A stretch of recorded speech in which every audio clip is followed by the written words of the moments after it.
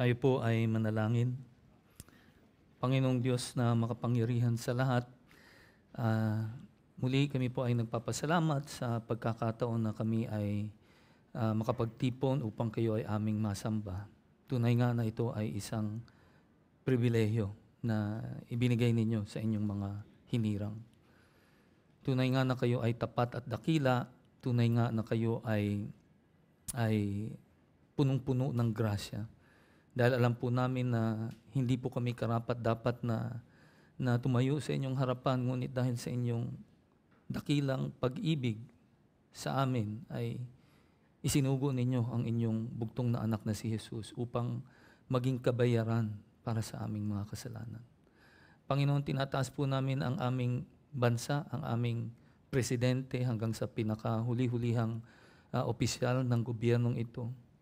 Gabayan niyo po sila, Panginoon. Protektahan niyo po sila sa mga tukso na kadalasan ay nagiging dahilan ng paghihirap ng aming bansa. Gabayan niyo po sila na ipamalakad nila ang aming bansa ng may katotohanan at may integridad upang matulungan ngang maisaayos ang kabuhayan ng aming mga kababayan. Tinataas ko rin po sa inyo ang aming iglesia, GFC. Tinataas po namin sa inyo yung mga sa amin na may karamdaman. Last Sunday was Mother's Day, yung nga lang, marami sa aming mga ina ang may sakit, katulad na lang nung mother ni Sister Isa Trinidad, si Tita Benny, yung mother din ni Brother Julius, si Sister Alma, at pati na rin yung nanay ni Brother Shad na si Tita Evelyn, and including my mom na si Aurora. Lord, alam po namin na may dahilan kung bakit nyo sila or lahat kami na pinagdaanan ninyo ng ganyan. Ngunit kami ay patuloy na nagtitiwala sa inyo dahil alam po namin na ang kagalingan ay manggagaling din po sa inyo. We also ask for your provision. Special prayer lang kay kapatid na Shad at kay Sister Tiffany. Alam po namin yung hirap ng dinaranas nila dito sa sitwasyon ng kanilang ina.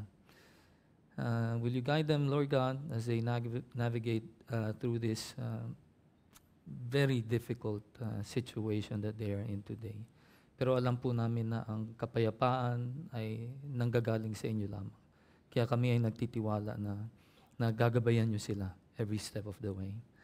Tinatasin po namin sa inyo ang lahat ng aming mga gawain sa church na ito, mula sa aming mga Bible studies, sa mga small group meetings, yung pati na yung mga training ng mga pastors at yung mga missionaries namin. Lord, lahat ng mga outreaches namin, Lord, i-bless niyo po sana ang lahat ng ito upang aming ma-equip yung inyong mga hinirang, hindi lamang dito sa loob ng aming iglesia, pati na rin sa labas ng iglesyang ito. Kaya Panginoon, sa oras na ito ay itinataas po namin sa inyo ang aming mga puso't isipan. Naway tanggalin niyo po kung ano man yung bumabagabag sa aming isip, bagkus sa pamamagitan ng inyong banal na Espiritu ay bigyan niyo po kami ng kakayanan na maintindihan ang inyong salita. Muli kami po ay nagpapasalamat sa pribilehiyong ito. Ito po ang aming samot dalangin sa pangalan ni Jesus. Amen. Amen. Magandang hapon po sa inyong lahat. Sige, unang-una sa lahat, papasalamat po ako dun sa mga nakaalam ng sitwasyon ng mother ko. And a lot of you texted me at sinasabing pinagdarasal niyo yung aking ina. Papasalamat po ako kasi by God's grace, kanina lang, after nung English service, nag-text si Tita Ovian saying na pwede na raw ma-discharge si mama ko. Today sana. Yung nga lang, kung wala yung mga doktor at hindi namin makuha yung baka bukas pa. But please pray. But first of all, salamat talaga. Ito yung ito yung importansya ng iglesia, di ba? Na sa mga ganong panahon ay nagsasama-sama tayo para ipanalangin ang isa't isa. Kaya maraming salamat po. And okay, so Let me start by gusto ko lang magbigay ng kwento. No, tunay na istorya ito. Alam po ninyo, growing up, yung aking tatay, madalas pag meron siyang aral na gustong iparating sa akin, no, idinadaan niya sa kwento. And this is a true story na nangyari sa kanya. Sabi niya nung isang beses na nag-a-apply daw siya ng trabaho. Actually, I believe ito yung first time na magtrabaho siya sa ibang kumpanya. Meron kasing restaurant yung aking lola dati at doon siya galing. Pero dahil sa mahina na yung restaurant, nag-apply siya sa hardware. Sabi ko nga kanina umaga, parang yung mga negosyo ng mga Filipino-Chinese, kung hindi restaurant, hardware. Di ba? Pero sabi ko, hindi lang pala hardware. Kasi nung narinig ko yung interview ni RSA, pati auto supply. Kasi galing pala siya dun sa auto supply. Anyway, nung nandun na si papa ko dun sa loob ng kumpanya, ipinasok siya sa isang bakanteng opisina. At dun sa opisina na yun, napansin niya na may isang lamesa at dun sa ibabaw ng lamesa may nakalagay na isang malaking brown envelope na puno ng pera. Bakit niya nasabi? Kasi may nakalaylay na mga 100 peso bills. No, punong-puno. During that time, yung pinakamalaking denomination nun is 100 peso. Na 100 pesos. Kasi wala pang 200 or 500 or 1,000. So yung kulay, anong kulay ba? Kulay violet. No? Na may mga nakalaylay dun sa brown envelope na yun. So, hindi niya ito hinawakan o tinignan man kung ano yung nasa loob. Hinayaan lang niya. Tapos nakaupo lang siya at naghihintay. So inabot daw siya ng almost 2 hours sa paghihintay. Tapos biglang pumasok na yung may-ari at kinamayan siya at sinabing, "You're hired." So yung tatay ko, nabigla siya kasi sabi niya, hindi pa naman ako na-interview. Bakit hired na ako? Ngayon kinausap siya nung may-ari. Sabi sa kanya, alam mo bakit kita hinar? Kasi kahit na mag-isa ka lang dun sa opisinang yon at nakita mo may isang envelope na punong-puno ng pera, hindi mo man lang ginalaw o tinignan. 2 oras ka na nandyan, hindi mo pa rin ginagalaw. Kaya sabi nung may-ari, ang kailangan ko kasi na tao ay isang taong tapat o yung taong mapagkakatiwalaan. Kaya siguro alam nyo na yung direction ng sermon natin sa hapong ito. Kaya kung maaari po ay magsitayo tayo at babasahin ko po sa inyo ang ating pangunahing talata dito sa 1 Korinto, chapter 4, verse 1. Pasensya na kayo dun sa aking boses. Kasi hinika na naman ako. Paggising ko kaninang umaga, sabi ko, ang galing ng timing. Andyan na naman si Hika. Anyway, verse 1 to verse 5. Kaya't ituring ninyo kami bilang mga lingkod ni Kristo at mga katiwala ng mga hiwaga ng Diyos. Bukod dito, kailangan sa mga katiwala na sila ay matagpo ang tapat. Subalit, para sa akin ay isang napakaliit na bagay ang ako'y hatulan ninyo o ng alinmang hukuman ng tao. Ako man ay hindi humahatol sa aking sarili, sapagkat wala akong nalalamang anuman laban sa aking sarili. Bagaman hindi sa ako'y napawalang sala, kundi ang humahatol sa akin ay ang Panginoon. Kaya't huwag muna kayong humatol ng anuman nang wala pa sa panahon, hanggang sa dumating ang Panginoon. Siya ang magdadala sa liwanag sa mga bagay na sa ngayon ay nakatago sa kadiliman at ibubunyag ang layunin ng mga puso. Kung magkagayon, ang bawat isa ay tatanggap ng papuri mula sa Diyos. Pwede na po tayong magsiupo. Alam po ninyo, for more than a month now, patuloy natin pinupukpok itong pagtuturo natin tungkol sa wisdom ng Diyos, no, kumpara doon sa tinatawag natin wisdom ng mga tao. Actually, ito nga yung dahilan kung bakit nagkakaroon ng pagkakabahabahagi sa loob ng Iglesia ng Corinto. At last Sunday, akala ko nga, yun na yung huling beses na mapag-uusapan natin ito. Pero nung akin nang pinag-aaralan itong chapter 4, lalo na itong ating pangunahing talata, konektado pa rin pala ito doon sa mga pinag-aaralan natin ng mga nakaraang linggo, simula doon sa chapter 1 verse 10, at hanggang sa kabuuan ng chapter 4. At sa passage na ito, makikita natin na yung emphasis ni Pablo ngayon ay doon sa mga lingkod at katiwala. At ito po yung aking 3 punto. Ang sabi ni Pablo, ang mga lingkod at mga katiwala dapat daw unang-una ay matagpuan na tapat, or sa wikang English, trustworthy. Yun ay dahil ang humahatol sa kanila, at ito ang ating pangalawang punto, ay ang Panginoong Diyos mismo. And therefore, kung kaya't huwag natin hatulan ang sinuman, ang ating pangatlong punto. Puntahan na po natin ang pinakaunang punto. Sabi ulit dito, kaya't ituring ninyo kami bilang mga lingkod ni Kristo. Nang sabi ni Pablo, kaya't o kung kaya't o sa makatuwid o sa wikang English, therefore, ibig sabihin niya, titingnan ninyo yung konteksto nito.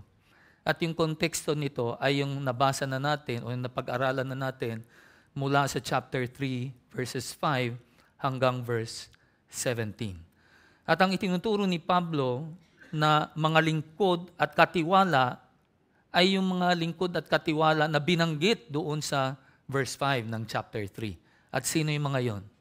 Yun ay si Pablo at si Apollos.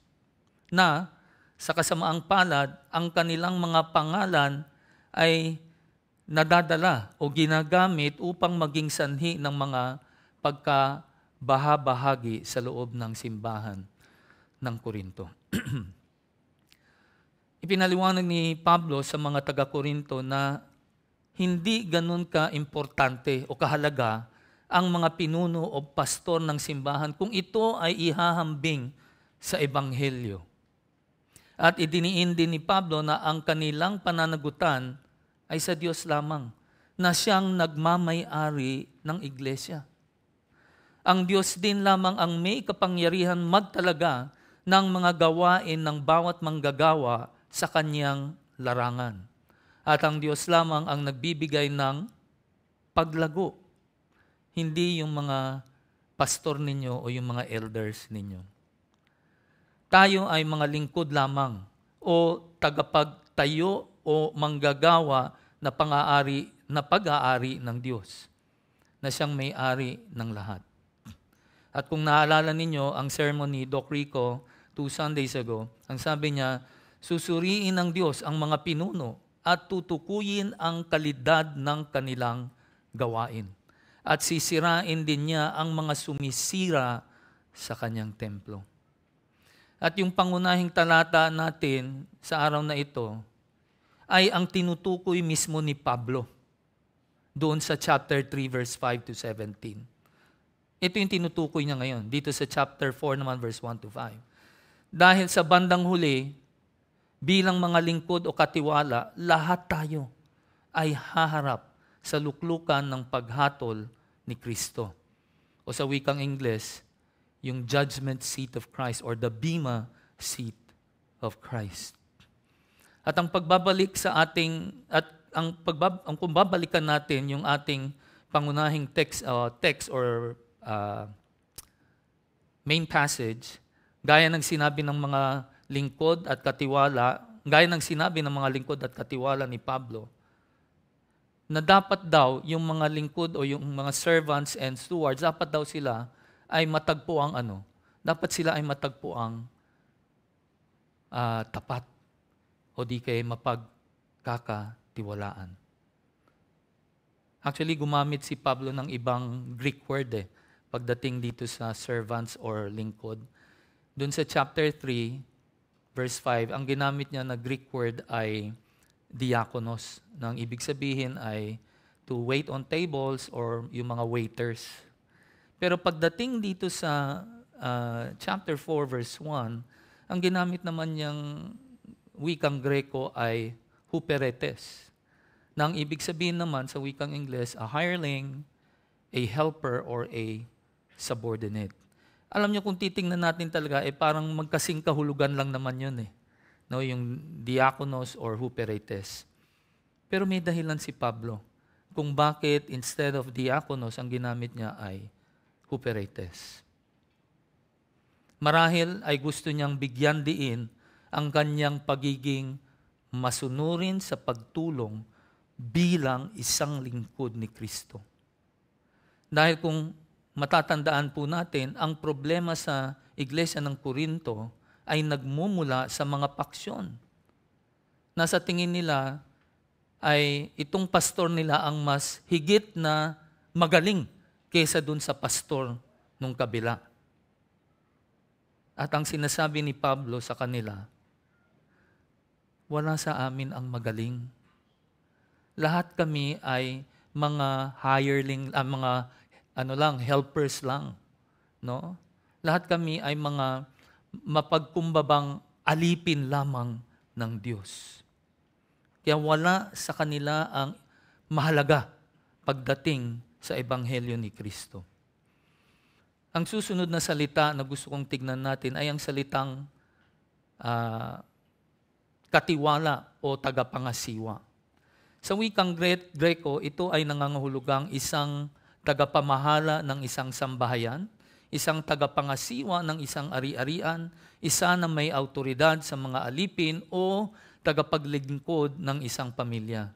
Alam po ninyo, ang salitang ito ay nagpapahiwatig hindi lamang ng autoridad kundi pati na rin ng pananagutan sa kung ano ang ipinagkatiwala sa kanya.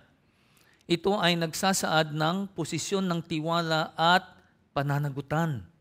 Ang kanilang serbisyo ay isang mababang serbisyo, ngunit pinagkakatiwalaan ng napakalaking responsibilidad. At kung babalikan natin ang verse 1, sinabi din ni Pablo na bilang mga lingkod, itinuring din tayong mga katiwala ng mga hiwaga ng Diyos o sa ibang version, ang mga lihim na bagay ng Diyos. Sa tingin ko, alam naman nating lahat na ang hiwaga o misteryo na ito ay naihayag na sa atin nang ihandog ng Panginoong Hesus ang kanyang sariling anak. No? Kung saan ay inialay niya bilang isang kordero, isang sacrificial lamb upang tayo ay tubusin, upang tayo ay iligtas. At ito ang ipinagkatiwala sa atin. At yan ay ang ebanghelyo ng Panginoong Hesukristo. Kung titingnan ninyo sa Colossus chapter 1 verse 25 and 26, ako'y naging ministro nito ayon sa katungkulang ipinagkatiwala ng Diyos sa akin para sa inyo. Upang lubos na maipahayag ang salita ng Diyos, ang hiwaga na nakatago sa lahat ng mga panahon at mga salinlahi, ngunit ngayon ipinahayag sa kanyang mga banal. Ang pinagkatiwalaan ng ebanghelyo ni Kristo ng mga salita ng Diyos ay isang malaking responsibilidad na dinadala natin sa ating mga balikat. Ang salitang ipinagkatiwala o sa wikang Ingles entrusted ay nangangahulugang mga nabigyan ng tiwala. Kaya iyon ang dahilan kung bakit sa verse 2, ang sinabi ni Pablo, ito ay kinakailangan sa mga katiwala na ang isa ay matagpuan na mapagkakatiwalaan. That one must be found to be what? Trustworthy. Ang mapagkakatiwalaan sa salitang Greko ay nangangaluhulugang tapat, maaasahan, naniniwala, o nauukol sa pagiging karapat-dapat sa paniniwala o pagtitiwala. Alam po ninyo, yung pangunahing requirement o hinihingi ng Diyos sa isang katiwala ay hindi yung kanyang karunungan o katalinuhan o yung kanyang kakayanang makapagsalita ng mahusay, kundi ito ay sa kanyang katapatan, sa kanyang pagiging maasahan at mapagkakatiwalaan, na nangangahulugan na ang mga pinagkakatiwalaan ay dapat na patunayan ang kanyang sarili na siya ay tapat. No, you have to prove yourself to be faithful. Sapagkat sa bandang huli, sa bandang dulo ng ating buhay, alam po natin na ang Diyos ang siyang susuri sa atin. Kung tayo ba ay naging tapat doon sa iniatas niya sa atin ng mga gawain dito sa mundong ito. Naalala niyo pa ba ang sinabi ni Pablo sa unang Korinto 3 verse 12 to 15? Ang sabi niya rito, subalit kung ang sino man ay magtatayo sa ibabaw ng saligang ito, ng ginto, pilak, mahalagang bato, kahoy, dayami, pinagapasan, ang gawa ng bawat isa ay mahahayag, sapagkat ang araw ang magbubunyag nito. Sapagkat ito ay mahayag sa pamamagitan ng apoy, at ang apoy ang susubok kung anong uri ng gawain ang ginawa ng bawat isa. Kung ang gawa ng sinumang tao na kanyang itinayo sa ibabaw ay manatili, sila ay tatanggap ng gantimpala. Kung ang gawa ng sinumang tao ay matupok, siya ay malulugi, bagaman siya ay maliligtas, ngunit tanging sa pamamagitan ng apoy. Alam po ninyo, sa bandang huli, ang Diyos ang siya pa ring susuri sa mga ginawa natin dito sa mundong ito. At ito ay mangyayari dun sa tinatawag natin na judgment seat of Christ. Ang lahat ay mabubunyag sa araw na iyon.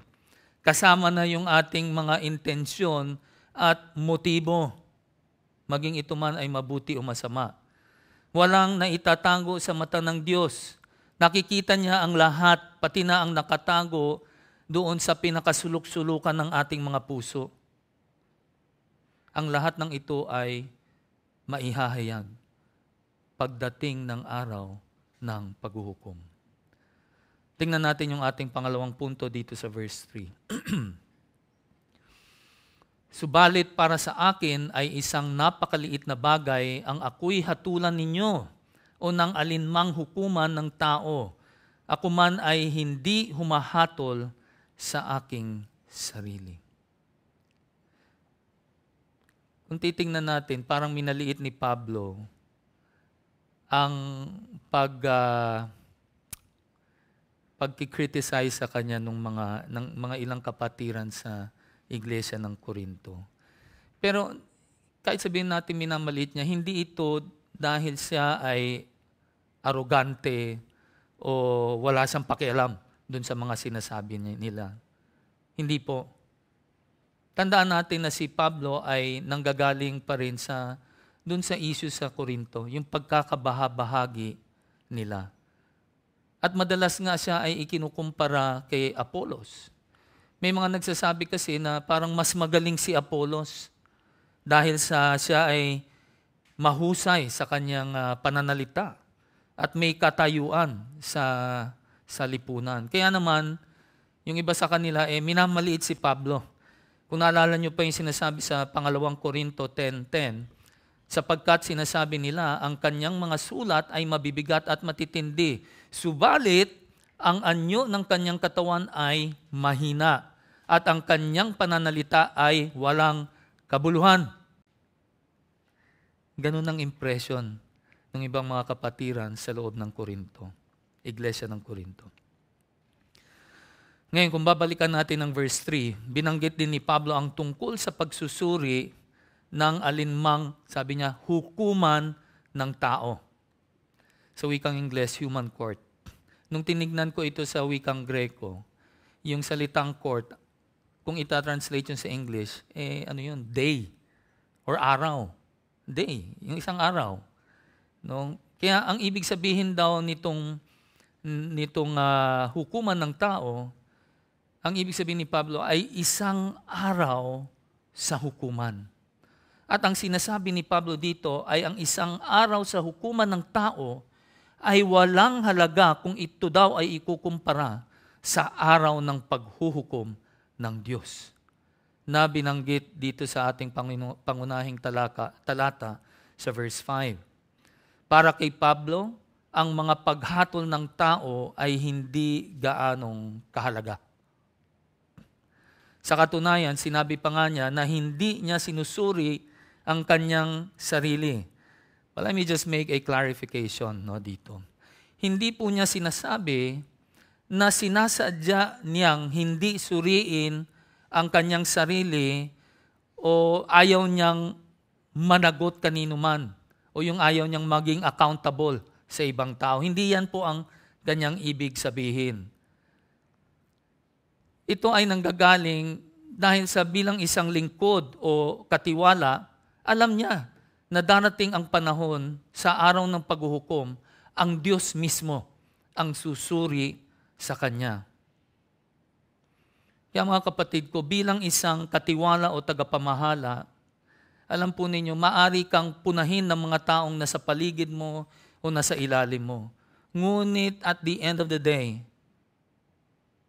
ang mas importante ay hindi kung ano ang sasabihin ng tao, ay kung ano ang sasabihin ng Diyos. Yun ang mas mahalaga. Ngunit tulad ng sinabi ni Pablo, na hindi siya apektado sa anumang negatibong pananaw tungkol sa kanya. Dahil hindi niya kailanman tinignan ang sarili niya na isang taong may kahalagahan, parang VIP, o di kaya may katanyagan. No, hindi niya tingin sa sarili niya na ganun. Ang kanyang layunin ay hindi para magpabilib, no? O how do you say that? Hindi para i-impress yung mga tao. No? Ang layunin niya kung bakit niya ginagawa ang kanyang ginagawa ay dahil sa ito ay iniata o itinalaga ng Diyos para sa kanya. He was tasked to do it. To do what? To bring the gospel to the Gentiles. Yun ang utos sa kanya ng Diyos. Alam ninyo, sabi ni Pablo, kung siya ay nasa harap ng ating tagapagligtas, ang sabi niya, siya daw ay isang katulong lamang. Siya daw ay isang alipin. Ganun lang siya. Alam po ninyo, sa sandaling ang isang pinuno ng simbahan o ang isang pastor ay nag-iisip na siya ay mahalaga, na siya ay karapat-dapat ng atensyon, karangalan at paggalang, alam po ninyo sa paniniwala ko, ito na yung simula ng kanyang pagbagsak. Dahil sa halip na mapuspos siya ng banal na Espiritu ng Diyos, siya ngayon ay napupuspos na ng kanyang sariling kayabangan at kahibangan. Mga minamahal, hindi lamang ang mga pinuno ng simbahan ang tinutukoy ni Pablo dito, kundi ang buong simbahan ng Korinto. Kung sisimulan nating sukatin ang iba, batay sa pamantayan ng mundo, batay sa ating sariling o makapangsariling opinyon, sinabi ni Pablo na sa harap ng Diyos, di ba ang sabi niya, ang karunungan ng tao ay kahangalan lamang sa Kanya. It is foolishness, no? To Him, the wisdom of men. Hindi binibigyan pansin ng Diyos ang ating mga kinikilingang opinyon dahil alam niya na ang ating puso ay mapaglinlang. Our hearts are deceitful. Alam niya ang motibo natin. Alam niya ang intensyon ng ating puso. At nakikita niya talaga kung ano ang tunay na nilalaman ng iyong puso. Unang Samuel 16 verse 7. Ngunit sinabi ng Panginoon kay Samuel, huwag mong tignan ang kanyang muka o ang taas ng kanyang tindig sapagkat itinakwil ko siya. Sapagkat hindi tumitingin ang Panginoon na gaya ng pagtingin ng tao. Ang tao ay tumitingin sa panlabas na anyo, ngunit ang Panginoon ay tumitingin saan? Sa puso. Alam po ninyo, sinusuri ng Diyos ang puso ng mga tao. Na hindi niya tinitignan yung kung ano yung ginagawa natin. Kasi madaling pekein yan eh. Ang tinitignan niya parati ay yung puso natin, yun ang sinusuri niya. Alam kasi ni Pablo na sa bandang huli, bilang isang katiwala ng misteryo ng Diyos, ang kanyang Panginoon pa rin ang susuri sa kanya. Sa kanyang gawain, sa kanyang mga motibo. Wala tayong maitatago sa harapan ng Panginoon dahil nakikita niya ang lahat. Kaya nga pagdating sa verse 4, sabi ni Pablo, sapagkat wala akong nalalamang anumang laban sa aking sarili. Bagaman hindi sa ako'y napawalang sala, kundi ang humahatol sa akin ay ang Panginoon. Dali ha. Kailangan ng kunting lubrication. Thank you. O pati kayo napa... Minom muna kayo ng tubig. Alam po ninyo, ang sinasabi dito ni Pablo ay malinis ang kanyang konsensya sa kanyang ginagawa. Tiwala siya na ang dahilan kung bakit niya itinayo ang simbahan sa Korinto ay hindi dahil sa anumang makasariling pakinabang, kundi dahil sa kanyang pagmamahal at pagsunod sa kanyang tagapagligtas. Ngunit, alam po ninyo, kahit na sinabi niya yon, hindi pa rin daw niya masasabi na siya ay naabsuelto o na siya ay inosente. Dahil alam niya na ang kanyang puso ay mapaglinlang. At ang Panginoon lamang ang tunay na makakapagsuri kung ano talaga ang nilalaman ng kanyang puso.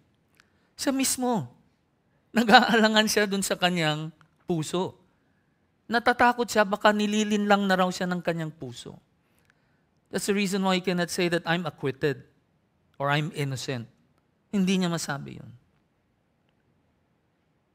Paalalahanan ko po kayong muli na hindi po sinasabi ni Pablo na hindi siya maaaring managot sa sinuman o na maging accountable sa ibang tao.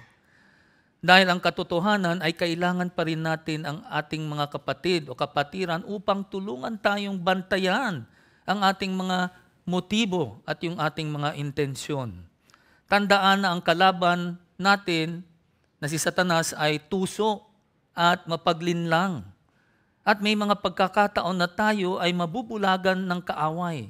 At kailangan natin ang mga tao sa ating paligid na tulungan tayong makita ang ating pagkakamali.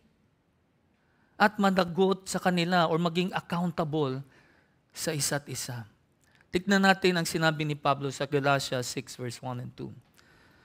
Mga kapatid, kung ang isang tao ay natagpuan sa anumang pagsuway, kayong mga espiritual ay dapat panumbalikin siya sa espiritu ng kaamuan.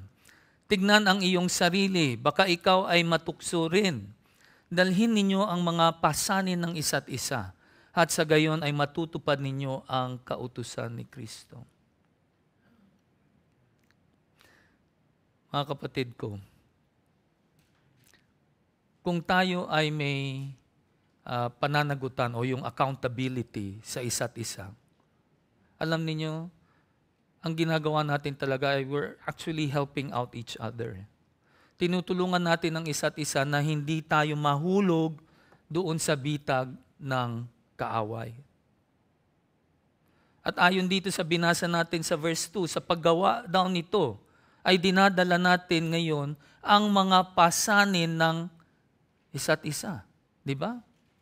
We are now bearing one another's burden. At ayon kay Pablo, kapag ginawa daw natin yan, ay tinutupad natin ang utos ni Kristo. Di ba? Ang sabi ni Kristo, mahalin natin ang Diyos ng buong puso, kaluluwa, isip at lakas. Di ba? At mahalin natin ang ating kapwa ng katulad ng pagmamahal natin sa ating sarili. And that is what the Lord Jesus Christ wants us to do. That is to bear one another's burden. Ngayon, hayaan niyo po akong lumihis ng konti dito sa ating pangunahing talata. Bigyan niyo lang po ako ng mga 1 or 2 minutes. Kanina sa English, I think less than 2 minutes, di ba? O lumagpas pa, sumobrang haba. Alam po ninyo, dito sa Galatians 6 verse 2, itong verse na ito ay isa sa mga tinatawag natin na one another verses. Ang galing ng timing, no? Sabay yung kulong. Binibigyan ng Diyos ng impact talaga itong sasabihin ko. Di ba? Na ibig sabihin, ito yung na sinabi niya rito na dalhin ang pasanin ng isa't isa. No, ito yung isa sa mga one another verses. Ngunit, subalit, datapwat, paano namin madadala ang inyong mga pasanin kung bihira namin kayong makita sa iglesia? Paano namin mapapatibay or how can we encourage one another kung hindi ka naman pumupunta dito sa church? Kung hindi ka nagsisimba rito tuwing linggo? Alam po ninyo, doon sa aming worship ministry meeting last Sunday, alam po ninyo, idiniin ni Pastor Pedro yung prioridad ng pagdalo sa iglesia. Anya, ito daw ay isa sa pinaka-basic, no, na ministry sa loob ng simbahan. At ang sabi pa niya, ito daw ay ang ministry of attendance. Hindi lang yun, ito pa yung sinabi niya. Hindi ito disiplina, ito ay isang ministeryo. Hindi ako may sabi niyan, si Pastor Pedro, kaya kung may reklamo kayo, siya yung kausapin niyo.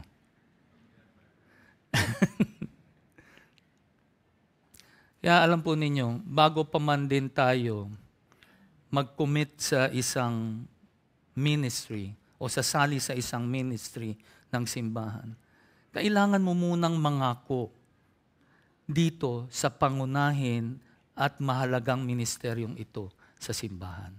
At ano yun ulit? Ministry of what? Attendance. Alam po ninyo, para sa aming mga pastor,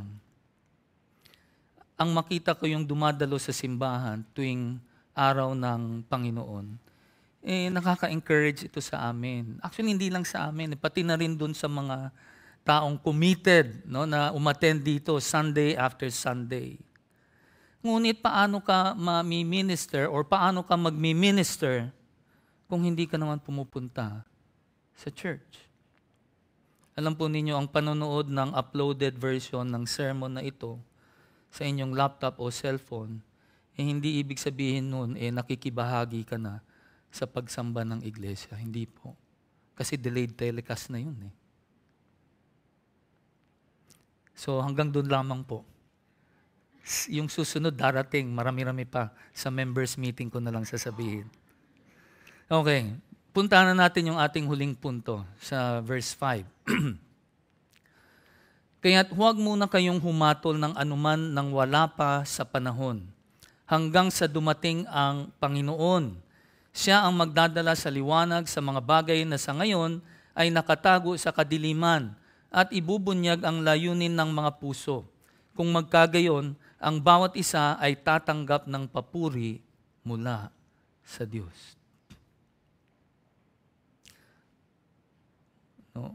Muli, pagdating dito, ang sabi ni Pablo, kaya't o sa makatuwid, o sa wikang Ingles, therefore. No? Ang ibig sabihin niyan, titignan natin ngayon, dahil verse 5 na ito, ang titignan mo ngayon yung sinulat sa verse 1 hanggang verse 4. Kung saan sinabi ni Pablo, no, na sila daw ay dapat na ituring bilang mga lingkod at mga katiwala ng Ebanghelyo ni Kristo na kinakailangan silang maging tapat o mapagkakatiwalaan. Na siya daw ay hindi naapektuhan ng kung ano paman ang sinasabi ng ibang tao. Dahil sa bandang huli, anya, ay alam niya na ang Diyos ang siyang susuri sa kanya. Tapos bigla na nga itong sinabi ni Pedro, kung kaya't, sabi niya, kung kaya't hindi tayo dapat humatol ng anuman. Kaya sabi niya, therefore we should not be passing on judgment. Huwag daw tayong manghusga. Bakit sinabi ito ni Pablo na huwag tayo humatol ng iba? Now, may ika-clarify lamang po ako.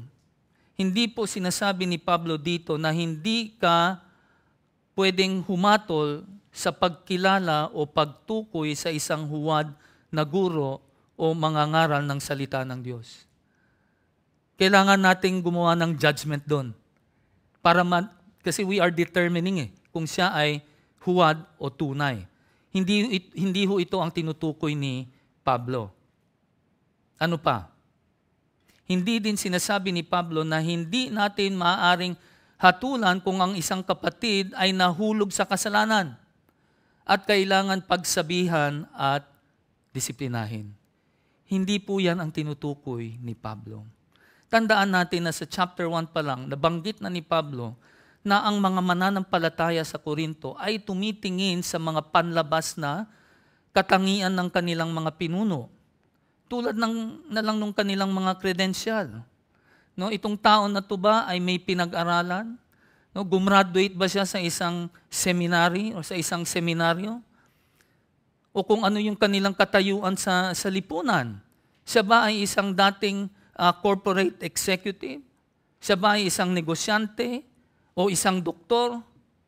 O isang sikat na basketball coach na pinsan ni... Alam niyo na kung sino yun. Siya ba ay matangkad o ba't pandak? Siya ba ay matangkad o mababa? Bata o matanda? Siya ba ay isang sophisticated or eloquent speaker? Meron ba siyang British accent? Pag Chinese accent, ayaw namin doon. Alam po ninyo, tinatawanan nga natin, no? Pero sa kasamaang palad, ito ang paraan kung paano sinusuri o hinuhusgahan ng mga mananampalataya sa Korinto pagdating sa kanilang mga pinuno. In which, sadly, walang pagkakaiba sa kung paano natin sinusukat ang mga pinuno ng ating iglesia sa panahon ngayon. At ito ang sinasabi ni Pablo sa mga mananampalataya sa Korinto na huwag nilang gagawin. Na huwag muna kayong humatol ng anuman nang wala pa sa panahon. May karugtong nang wala pa sa panahon. Anong panahon ang tinutukoy dito ni Pablo? Ito ay ang araw ng Panginoon na kung saan ay kanyang huhusgahan ang kanyang mga hinirang.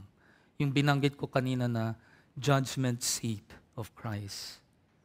Sapagkat sa huli, ang Diyos talaga ang siyang hahatol sa kalidad ng lahat ng ating ginawa. Kung ito ba ay tatagal sa apoy tulad ng ginto, pila kung anumang mahalagang bato, o ito ba ay madaling masunog tulad na lang ng kahoy at dayami. Ito ang dahilan kung bakit sinabi ni Pablo na hindi tayo dapat humatol ng ibang tao. Ngunit maghintay tayo hanggang sa dumating ang araw ng Panginoon. Tingnan mo ang sinabi ni Pablo sa Romans 14 verse 4. Sabi niya, sino kang humahatol sa alipin ng iba? Sa kanyang sariling Panginoon siya ay tatayo o mabubuwal. Subalit siya ay patatayuin sapagkat magagawa ng Panginoon na siya'y tumayo. And if you jump to verses 10 up to 13, ang sabi rito, At ikaw, bakit mo hinahatulan ng iyong kapatid? O ikaw naman, bakit hinahamak mo ang iyong kapatid? Sapagkat tayong lahat ay tatayo sa harapan ng hukuman ng Diyos, sapagkat nasusulat kung paanong buhay ako, sabi ng Panginoon, ang bawat tuhod ay luluhod sa akin, at ang bawat dila ay magpupuri sa Diyos. Kaya't ang bawat isa sa atin ay magbibigay sulit sa Diyos ng kanyang sarili. Huwag na tayong humatol pa sa isa't isa, kundi ipasya na huwag maglagay ng batong katitisuran o ng balakid sa daan ng kanyang kapatid. Alam po ninyo, ang sinasabi rito ni Pablo, hindi natin tungkulin na manghusga ng ibang tao, lalo na ng mga leader ng iglesia o ng mga pastor ng iglesia o kahit na sinong namumuno sa iba't ibang ministeryo. Dahil ang sabi ni Pablo, kung gagawin daw natin iyon, tayo daw ay nagiging sagabal, no? Nagiging batong katitisuran o balakid sa iba. We cause other people to stumble. Tandaan natin kung ano ang sinabi ni Jesus sa kanyang Sermon on the Mount. Naalala niyo pa ba yon? Sa Matthew chapter 7 verse 1 to 3. Sabi rito, huwag humatol upang hindi kayo mahatulan, sapagkat sa hatol na inyong ihahatol ay hahatulan kayo, at sa panukat na inyong isusukat ay susukatin kayo. Bakit mo nakikita ang puwing na nasa mata ng iyong kapatid, ngunit hindi mo pinapansin ang troso na nasa iyong sariling mata? Grabe yung exaggeration dito ng ating Panginoong Jesus, no? Sabi ni Jesus, hindi natin dapat husgahan ang ibang tao. Dahil kadalasan, ang paningin natin daw ay nahahadlagan ng troso. Kaya wala ka talagang makita kung nahahadlangan ng troso yan. Mga kapatid ko, alam po ninyo, wala sa katuruan ni Kristo na sinasabi, husgahan natin ang isa't isa. O judge one another. Wala pong ganun. Hindi ito dapat maging bahagi nung tinuturo natin na one anotherness o yung tinuturo ni Jesus na one anotherness. Alam po ninyo, tayo ay tinawag na na mahalin natin ang isa't isa, alagaan, pasiglahin, at ipanalangin ng isa't isa. At hindi lang yun, dalhin natin ang pasanin ng isa't isa bilang isang tunay na tagasunod ni Jesucristo. Yun ang utos sa atin. Yun ang tungkulin natin. Hindi ang husgahan ang isa't isa. That's not our role. Sa pagbabalik natin sa verse 5, sinabi rin ni Pablo, na pagdating ng Panginoon ay ipahahayag niya ang mga bagay na nakatago sa kadiliman at ihahayag ang mga motibo ng puso ng mga tao. Ang sabi rito, pagdating ng Panginoon ay ihahayag niya ang lahat ng nakatago sa kadiliman. Bagamat bilang tao, hindi tayo nakakita sa yung sa pitch darkness, yung total darkness. Wala tayong nakikita Pero alam nyo, sa Diyos, kitang-kita niya ang lahat. Kahit sa kadiliman. Kitang-kita niya. Walang nakakalusot sa kanyang mga paningin. Kaya kung tignan ninyo dito sa mga awit 139 verse 12, ang sabi rito, kahit ang kadiliman ay hindi madilim sa iyo, at ang gabi ay kasinliwanag ng araw, ang kadiliman at kaliwanagan ay magkatulad sa iyo. Kaya kapatid, kung sa tingin mo, makakalusot ka sa kasalanang iyong nagawa, kapatid, ikaw ay lubos na nagkakamali. You are terribly wrong. Maaring makakalusot ka dito sa lupa, ngunit pagdating sa kaharian ng Diyos, kapag ikaw ay nakaharap na sa hukuman ni Kristo, patay kang bata ka. No, lahat ay ihahayag ng Diyos sa liwanag. Lahat ng nakatago sa dilim ay ilalabas, ihahayag ng Diyos sa liwanag. Kaya wala sa atin na pwedeng itago ang kasalanan sa ating Diyos. At kung babalikan natin ulit yung verse 5, sinabi rin ni Pablo na ang Diyos ay magbubunyag ng mga motibo ng puso ng mga tao. Alam po ninyo, bilang isang lingkod o isang elder or pastor ng Grace Fellowship Church, kung saan pinagkatiwala sa amin yung pagpapastol ng kawan dito sa ating iglesia, para sa akin in my own opinion, ito ay isa sa mga pinaka nakakatakot na babala para sa amin bilang isang katiwala, bilang mga pastol. Ito yung dahilan din kung bakit gusto ko parating maging accountable, hindi lamang sa aking kapwa elder, kundi pati na rin sa aking pamilya at pati na rin sa inyo, ang aking church family. Ang sabi dito sa Jeremiah 17 verse 9 to 10, ang puso ay mandaraya kaysa lahat ng bagay at lubhang napakasama. Sinong makakaunawa nito? Akong Panginoon ay sumisiyasat ng pag-iisip at sumusubok ng puso upang ibigay sa lahat ang ayon sa kanilang mga lakad, ayon sa bunga ng kanyang mga gawa. Alam po ninyo, ito yung dahilan kung bakit tinatanong ko, madalas kong tinatanong yung aking sarili, kung ano ba ang motibo ng aking puso. Kung bakit ba ginagawa ko tong ginagawa ko. Naglilingkod ba ako dito sa ating iglesia dahil sa mahal ko talaga ang Diyos at yung kanyang mga hinirang? O ginagawa ko lamang ba ito dahil mahal ko yung aking sarili? Dahil gusto ko yung mga papuri ng mga tao? O dahil ba sa may mga benepisyong makukuha ko mula sa mga taong inilagay ng Diyos sa aking authority?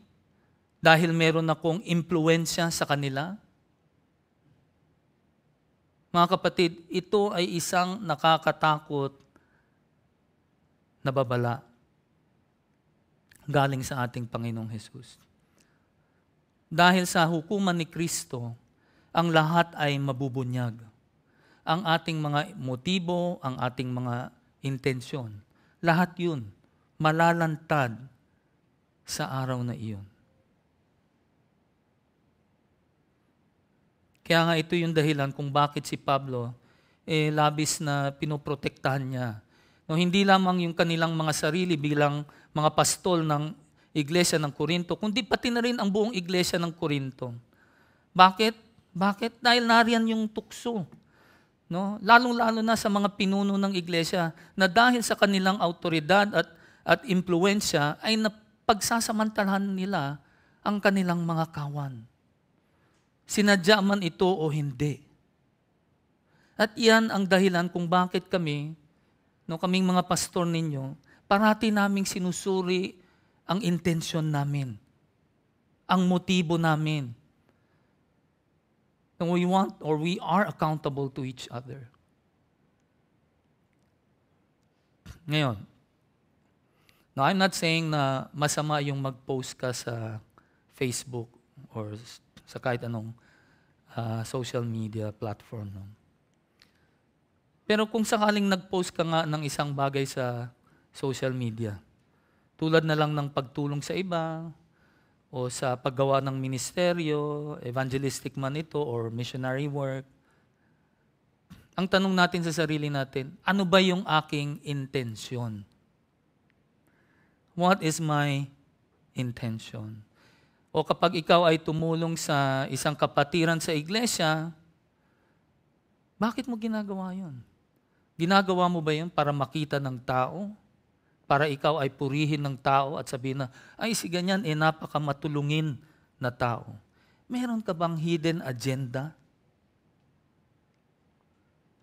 Alam po ninyo, naalala ko nung bago-bago pa lang ang GFC, may mga ilang akusasyon, no, laban sa inyong mga pastor na kami daw ay isang quote-unquote clique group na medyo detached kami sa mga nangyayari sa loob ng ating iglesia.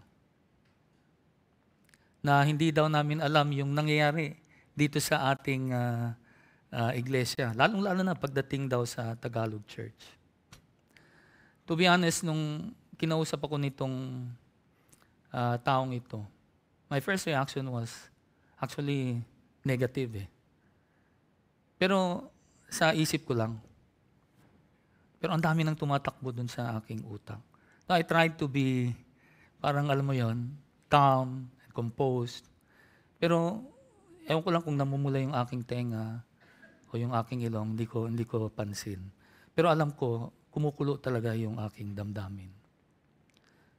Sabi ko dun sa tao na to, kailangan ko bang dapat i-announce kung ano yung ginagawa ko? Dapat ko bang i-announce parati na si ganun, tinulungan ko, si ganun may pangangailangan, binigyan ko ng ganyan.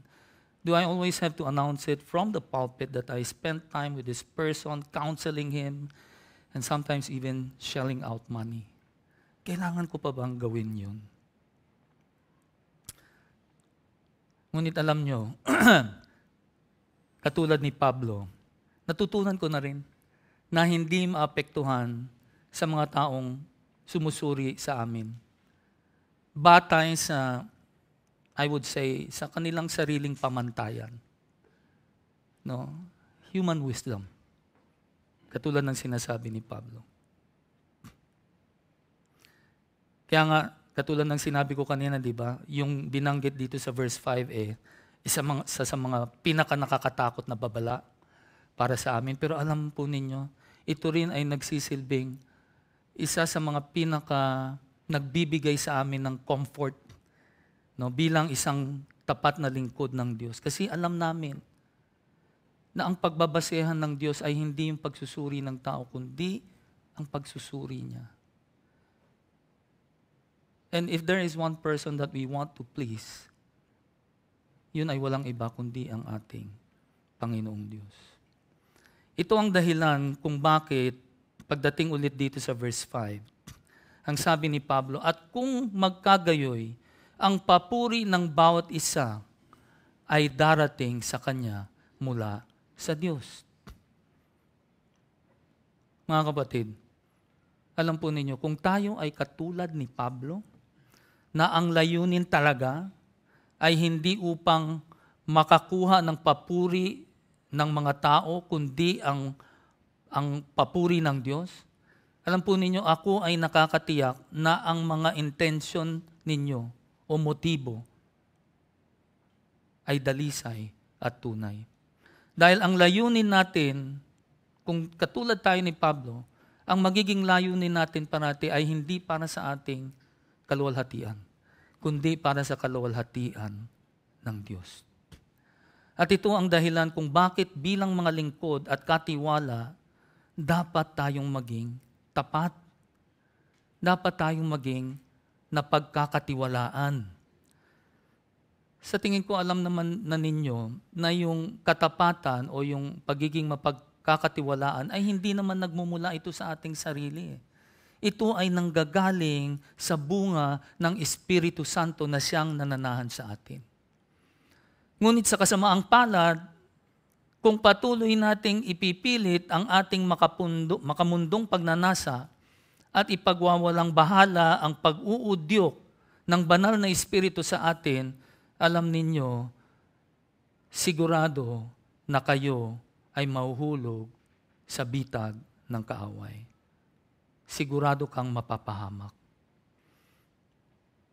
Mga kapatid ko, sa ating pagtatapos, alam po ninyo, lahat tayo ay haharap, no, balang araw sa luklukan ng paghatol ni Kristo, doon sa kanyang tinatawag nating Bema Seat of Christ. Ngunit habang tayo ay naririto pa, kailangan nating maging maingat sa ating pamumuhay bilang mga tagasunod ng Panginoong Hesus. Kailangan nating maging maingat lalo na sa mga motibo at intensyon ng ating mga puso. At habang tayo ay naririto pa, ang sabi ng Biblia, makakatiyak ka na ang iyong pananampalataya ay susubukin. 100% susubukin ang pananampalataya mo. At gagamitin yan ng Diyos upang ihayag kung ano talaga ang nasa kaibuturan ng iyong puso. Ngunit para sa atin, tayong mga nagmamahal sa Diyos, tayong mga nagagalak kay Hesukristo, tayong mga nagtayo sa pundasyon sa pamamagitan ng ginto, pilak at mahalagang bato, mga kapatid ko, makakatiyak kang tatanggap ka ng papuri, karangalan at kaluwalhatian sa paghahayag ng ating Panginoong Hesus. Babasahin ko po sa inyo, bago tayo manalangin, itong talata na ito sa unang Pedro chapter 1 verse 6 to 8. At ito po ang sinasabi rito. Sa ganito kayo'y nagagalak, bagamat ngayon sa sandaling panahon ay kailangan ninyong magdanas ng iba't ibang pagsubok upang kadalisayan ng inyong pananampalataya na mas mahalaga kaysa gintong nasisira, bagamat ito'y sinusubok sa pamamagitan ng apoy, ay mauwi sa kapurihan, kaluwalhatian at karangalan sa pagpapakita ni Hesukristo. Hindi ninyo siya nakita, gayon may inyong iniibig. Bagamat ngayon ay hindi ninyo siya nakikita, gayon may inyong sampalatayanan at kayo'y nagagalak na may galak na hindi maipaliwanag at puspos ng kaluwalhatian. Manalangin po tayo. Diyos na makapangyarihan sa lahat, muli kami ay nagpapasalamat sa inyong mga salita na aming narinig sa hapong ito. Naway pag-ingatan po namin sana itong aming mga puso. Dahil alam po namin na ang kaaway o pati na rin ang aming sariling puso ay mapaglinlang. Turuan niyo po kami na parati naming suriin ang aming mga motibo, ang aming mga intensyon. Kung ginagawa ba namin ito dahil sa wala kaming mga hidden agenda, kundi dahil ito ay sa aming pagmamahal sa inyo at sa inyong mga hinirang. Pagpalain niyo po, Panginoon, ang nalalabi pang oras sa hapong ito, lalo na sa aming mga breakout sessions. Muli kami po ay nagpapasalamat. Ito po ang aming samot dalangin sa pangalan ni Jesus. Amen. May ilang announcements lang po tayo. Sa darating na Huwebes po ay mayroon tayong Tagalog Bible Study online. No? At tayo po ay nasa serye ng pangalawang Timoteo. And then come this Friday, yung ating Golden Ladies Bible Study, gaganapin po ito dito sa GFC Center at magsisimula po ito ng 1:00 ng hapon. Okay? Manalangin po tayo. Panginoong Diyos, salamat pong muli sa inyong katapatan.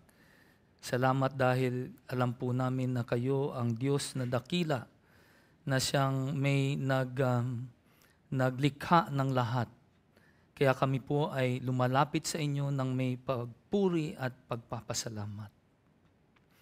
Ngayon, ang Diyos ng kapayapaan na bumuhay mula sa mga patay sa ating Panginoong Hesus, ang dakilang pastol ng mga tupa sa pamamagitan ng dugo ng walang hanggang tipan, naway gawin niya kayong ganap sa bawat mabuting bagay upang magawa ninyo ang kanyang kalooban at gawin sa atin ang nakakalugod sa paningin niya sa pamamagitan ni Hesukristo na sa kanya ang kaluwalhatian magpakailanman.